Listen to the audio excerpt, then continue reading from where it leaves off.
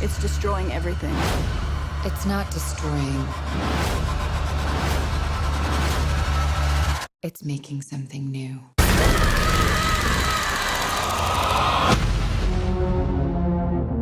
Hello, gentlemen. Hello. So I wanted to talk a little bit about how the early conversations were about how you wanted to kind of dial in Kane's performance. We see him in kind of two distinct parts of his life, and how much do we want to see, not see? What were those conversations like? You say Nazi?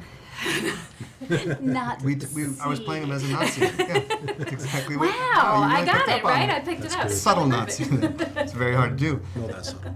Well, not that subtle, but subtle enough. We talked a lot about the different versions of him, the things that, there's so much that's not said. There's just these few scenes that you get to see glimpses of what his relationship is like with our main character, Lena, Natalie Portman's character. And so there was just very little language to establish a lot of that stuff. So it became all about just gestures and moments and looks and energy. And I think what was really fun was talking about what's underneath what's being said, and not necessarily having to be explicit with it, but how much of that bleeds through and doesn't.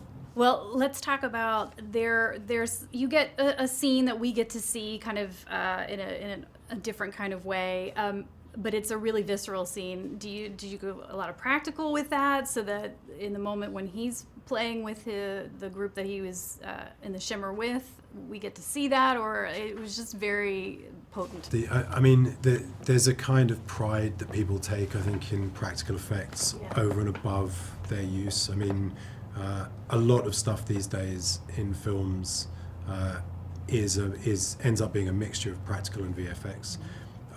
I don't feel any. I don't think it's very significant in a way.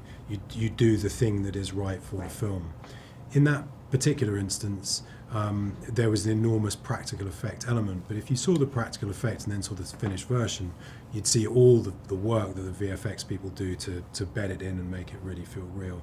It was a true practical VFX kind of synthesis. That.